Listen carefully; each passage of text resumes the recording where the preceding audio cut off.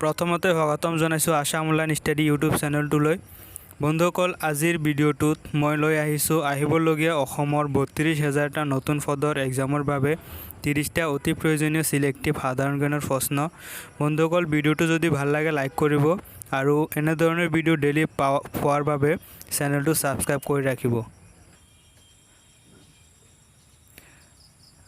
আজি আমাৰ প্ৰথম কুৱেশ্যনটো হৈছে অসমৰ দীৰ্ঘতম দলং কোনখন? ইয়াৰ উত্তৰটো হৈছে ডক্টৰ ভূপেন হাজৰিকা সেতু, আৰু ইয়াক দলাশদিয়া সেতু নামেও জনা যায়, আৰু ইয়াৰ দৈৰ্ঘ্য হ'ল 9.15 কিলোমিটাৰ। নেক্সট কুৱেশ্যনটো হ'ল অসমৰ দীৰ্ঘতম নদী কোনখন? অসমৰ দীৰ্ঘতম নদী হ'ল ব্ৰহ্মপুত্ৰ নদী, আৰু ইয়াৰ দৈৰ্ঘ্য হৈছে 2880 কিলোমিটাৰ। নেক্সট কুৱেশ্যনটো হ'ল ৰংগা পুলিচ চলচ্চিত্ৰখনৰ পৰিচালক কোন? ইয়াৰ উত্তৰটো হৈছে নিপু বৰুৱা, আৰু এইখন ৰিলিজ হৈছিল 1958 চনত। নেক্সট কুৱেশ্যনটো হৈছে আমাৰ ৰংগা পুলিচ চলচ্চিত্ৰখনে লাভ কৰা পুৰস্কাৰটো কি আছিল? পুৰস্কাৰটো আছিল, ইয়াৰ উত্তৰটো হৈছে ৰাষ্ট্ৰপতিৰ ৰূপৰ পদক।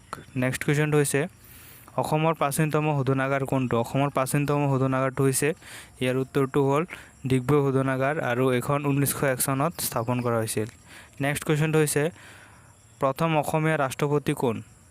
প্ৰথম অসমীয়া ৰাষ্ট্ৰপতিজন হৈছে, উত্তৰটো হ'ল ফখৰুদ্দিন আলী আহমেদ, আৰু সি 1974 চনত ৰাষ্ট্ৰপতি হিচাপে নিৰ্বাচিত হৈছিল।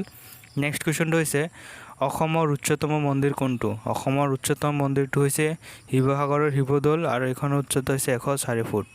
নেক্সট কুৱেশ্যনটো হৈছে অসমৰ ক্ষুদ্ৰতম ৰাষ্ট্ৰীয় উদ্যান কোনখন? অসমৰ ক্ষুদ্ৰতম ৰাষ্ট্ৰীয় উদ্যানখন হৈছে ওৰাং ৰাষ্ট্ৰীয় উদ্যান, আৰু এইখন দৰং আৰু শোণিতপুৰ জিলাত আছে, আৰু ইয়াৰ মাটি 78.81 বৰ্গ কিলোমিটাৰ।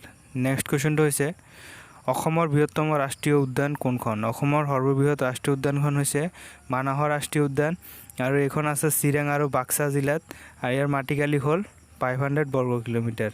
নেক্সট কুৱেশ্যনটো হৈছে পদ্মবিভূষণ বঁটা লাভ কৰা প্ৰথম অসমীয়া কোন আছিল? পদ্মবিভূষণ বঁটা লাভ কৰা প্ৰথম অসমীয়াজন হ'ল অমৰপ্ৰভা দাস, আৰু সি 1955 চনত পাইছিল প্ৰত্যাখ্যানৰ বাবে। নেক্সট কুৱেশ্যনটো হৈছে অসমৰ ক্ষুদ্ৰতম অভয়াৰণ্য কোনখন? অসমৰ ক্ষুদ্ৰতম অভয়াৰণ্যখন হৈছে ইয়াত হ'ব গৰম পানী অভয়াৰণ্য, আৰু এইখন আছে ক'ত? কাৰ্বি আংলং জিলাত অৱস্থিত।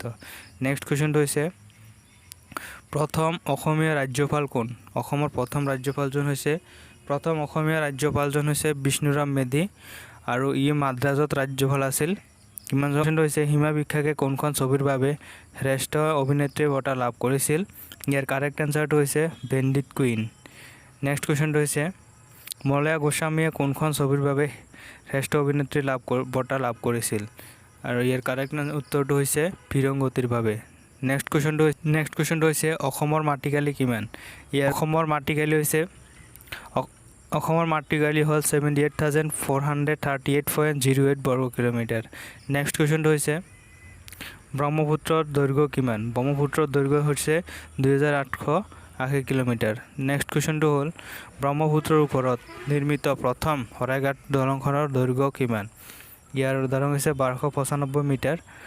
নেক্সট কুৱেশ্যনটো হৈছে অসমৰ প্ৰথমটো চাহ নিলাম কেন্দ্ৰ ক'ত স্থাপন কৰা হৈছিল? ইয়াৰ কাৰেক্ট এনচাৰটো হৈছে গুৱাহাটীত, আৰু এইখন স্থাপন কৰা হৈছিল 1970 চনত। নেক্সট কুৱেশ্যনটো হৈছে অসমীয়া সাহিত্যৰ প্ৰথমটো গল্পৰ ৰচক কোন আছিল? অসমীয়া সাহিত্যৰ প্ৰথমটো গল্পৰ ৰচক আছিল ৰসৰাজ লক্ষ্মীনাথ বেজবৰুৱা। নেক্সট কুৱেশ্যনটো হৈছে প্ৰথম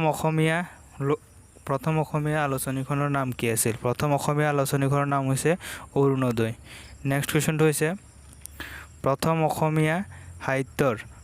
অসমীয়া সাহিত্যৰ প্ৰথম উপন্যাসৰ ৰচক কোন? ইয়াৰ কাৰেক্ট এনচাৰটো হ'ল পদ্মনাথ গোহাঞি বৰুৱা হৈছে অসমীয়া সাহিত্যৰ প্ৰথম উপন্যাস ৰচক। নেক্সট কুৱেশ্যনটো হৈছে অসমৰ অশ্বক্লান্ত মন্দিৰ কোন ঠাইত অৱস্থিত? ইয়াৰ কাৰেক্ট উত্তৰটো হৈছে উত্তৰ গুৱাহাটীত অসমৰ অশ্বক্লান্ত মন্দিৰ অৱস্থিত। বন্ধুসকল, ভিডিঅ'টো যদি ভাল লাগে লাইক কৰি দিব আৰু চেনেলটো ছাবস্ক্ৰাইব কৰি ৰাখিব।